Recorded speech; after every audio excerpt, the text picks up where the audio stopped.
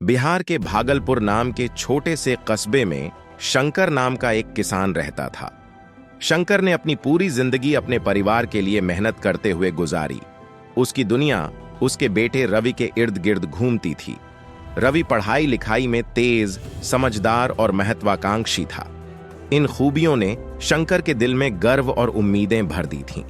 शंकर का सपना था कि रवि उनके परिवार की गरीबी की जंजीरों को तोड़कर एक नई शुरुआत करेगा। शंकर ने अपनी छोटी सी कमाई का बड़ा हिस्सा रवि की पढ़ाई में लगा दिया। वह खुद भूखा रहकर उसकी ट्यूशन फीस और किताबों का इंतजाम करता।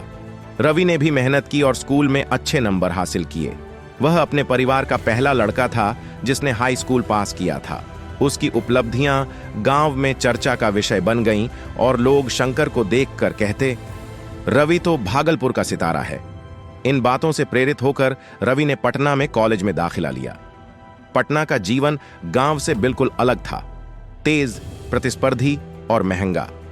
शंकर ने मेहनत बढ़ा दी और जो भी कमा सकता था रवि को भेजने लगा। लेकिन पटना का माहौल रवि के लिए चुनौतीपूर्ण था। वहां के छात्र जो संपन्न परिवारों से थे रवि से आगे निकल जाते। रवि का आत्मविश्वास डगमगाने लगा और धीरे धीरे उसके सपने दबने लगे। तनाव से बचने के लिए उसने गलत संगति अपना ली। शराब और जुए की लत ने उसे अपनी पकड़ में ले लिया। घर पर फोन करने की आदत कम हो गई और जब भी शंकर उसके पढ़ाई के बारे में पूछता रवि गोलमोल जवाब देता। एक दिन शंकर को कॉलेज से एक चिट्ठी मिली। चिट्ठी के शब्द उसके लिए किसी वज्रपात से कम नहीं थे। रवि को खराब उपस्थिति और फेल होने की वजह से कॉलेज से निकाल दिया गया था। शंकर की मेहनत और सपनों का महल पल भर में ढह गया।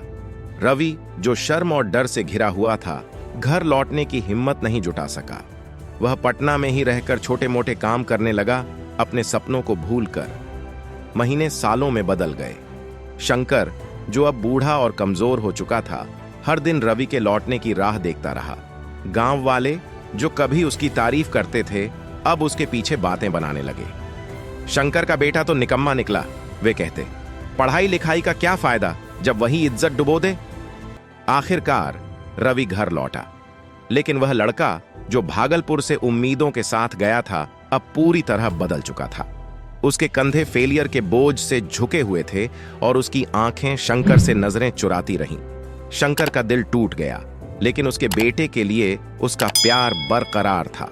उसने रवि को गले लगाते हुए कहा, तुम घर लौट आए, बस यही मेरे लिए काफी है। लेकिन रवि की वापसी से हालात नहीं बदले। वह स्थायी काम नहीं ढूंढ पाया और परिवार का खर्च फिर से शंकर के कमजोर कंधों पर आ गया। गांव वाले अब रवि को निकम्मा और नामर्द कहने लगे, एक ऐसा व्यक्ति जो अपनी जिम्मेदारियां निभाने में नाकाम हो। ये ताने रवि को भीतर तक चोट पहुंचाते। वह खुद को और ज्यादा दोषी महसूस करने लगा और सबसे दूर रहने लगा।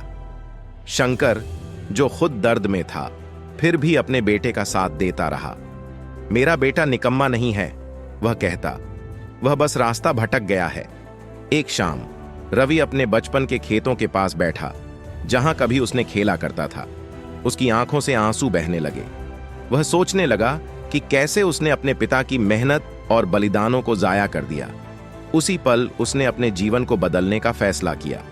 अगले दिन रवि ने शंकर से कहा, बाबा, मैंने बहुत गलतियां की हैं, लेकिन मैं सब ठीक करना चाहता हूं। क्या आप मेरा साथ देंगे? शंकर की आंखें भर आईं और उन्होंने सिर हिलाते हुए कहा, हमेशा बेटा। शंकर के समर्थन से रवि ने जैविक सब्जियों का एक छोटा सा व्यापार शुरू किया। यह शुरुआत मामूली थी, लेकिन रवि ने दिल से मेहनत की। धीरे धीरे व्यापार बढ़ने लगा।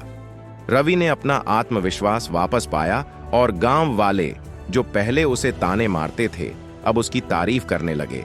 हालांकि जीवन कभी पूरी तरह आसान नहीं हुआ, फिर भी रवि की मेहनत ने उनके परिवार को थोड़ी गरिमा वापस दिलाई। उम्मीदों और असफलताओं का बोझ भले ही भारी था, लेकिन रवि की यात्रा यह साबित करती है कि हार कभी अंतिम नहीं होती। प्यार और सहारा सबसे गहरी चोटों को भी भर सकते हैं। शंकर यह सब देखने के लिए जीवित नहीं रहे, लेकिन उन्होंने इस दुनिया को यह जानते हुए छोड़ा कि उनका बेटा अब सही रास्ते पर है। उनकी और रवि की कहानी गांव में एक मिसाल बन गई, यह सिखाने के लिए कि असफलता अंत नहीं है, बल्कि एक रास्ता बदलने का संकेत है। अगर अभी तक मेरे चैनल को सब्सक्राइब नहीं किया है तो प्लीज कर लीजिए और इस वीडियो को लाइक और शेयर करना मत भूलिए।